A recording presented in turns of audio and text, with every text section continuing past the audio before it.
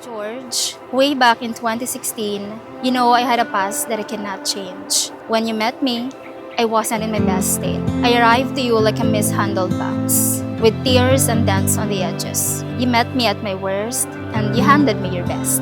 You had me at my lowest worth, but you loved me anyway. You loved me at my poorest quality, yet you made me feel like I was the most valuable. Spotlight in an empty room, a song in the silence. I never thought that I would be seen, accepted, loved, chosen, and forever I will be grateful for that. For 8 glorious years, we have walked together through laughters and tears, through losses and wins.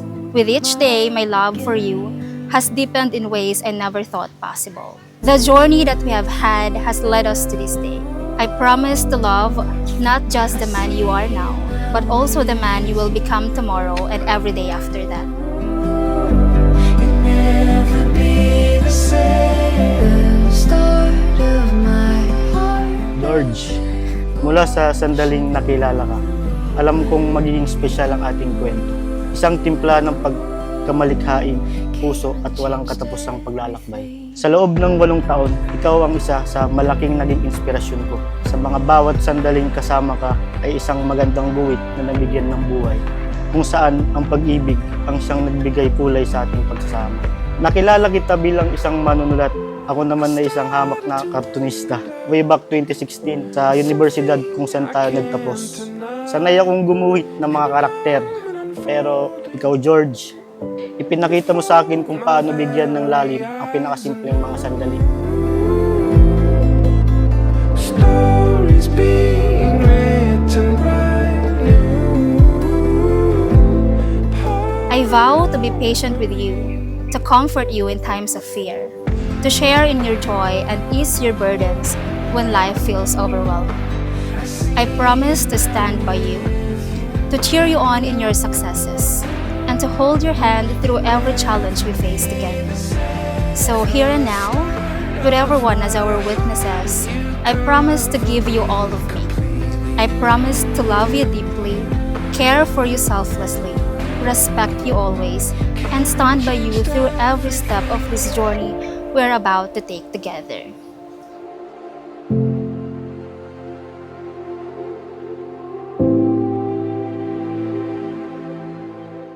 Ngayon, dito sa Dalampasigan, kung saan ang mga alon ay nagsasabi ng kanilang kwento, ipinapangako kong palaging maging iyong pinakamalaking tagahanga at kasama mo sa lahat ng sandali.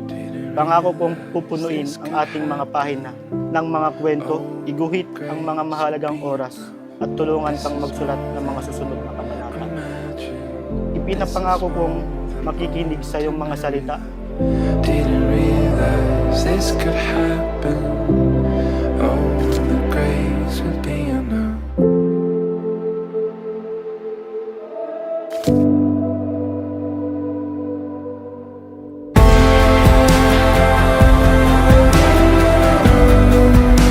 I see you now with you.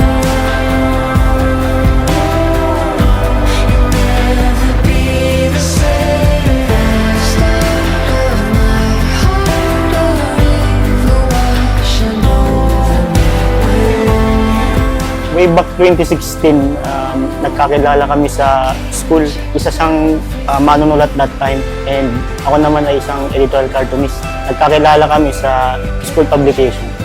Nabasa ko yung mga sulat niya kasi gagawan ko nga siya ng illustration.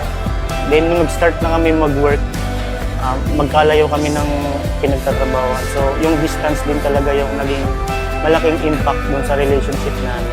Almost 5 years na rin kami na long distance. Pero kahit man malayo, ginagawa namin din ito ng paraan para mag-stay pa din. And also, para ang nararamdaman kasi namin pag malayo, lalo mo siyang namimiss eh. Awa naman ng Diyos eh, umabot na rin sa gantong tiyempo.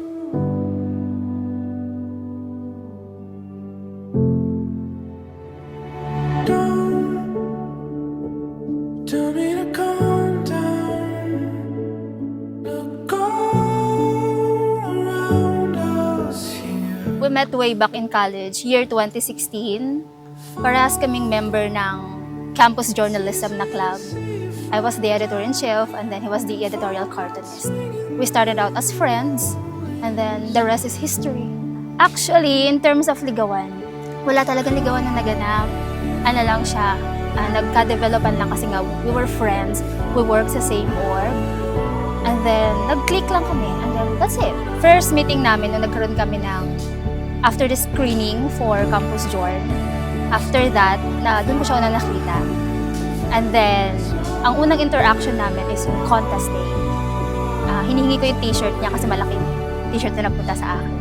Pero ayaw niya. So, alam mo yun, parang love-hate relationship. Nag-start na hinate ko siya. Tapos, until that moment, lumalim na yung samahan namin as friends. And then,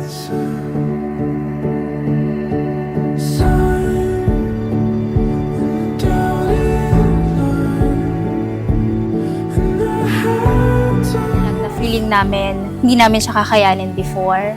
May mas okay pa pala nung dumating siya. Noon, kung it was good, nung dumating siya, it became better.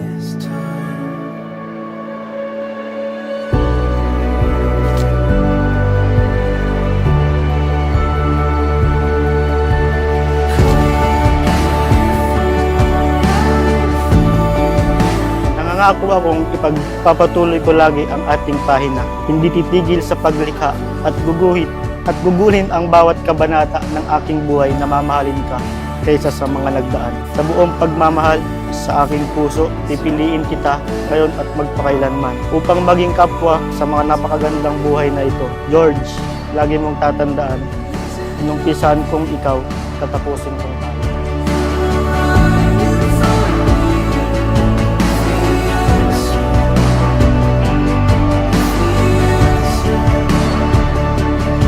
Isn't it obvious? You're right in front. At lagi mong tatandaan, may mga araw man na hindi natin magugustuhan ng isa't isa, ikaw pa rin ang pipiliin kong makasama. Mahal kita.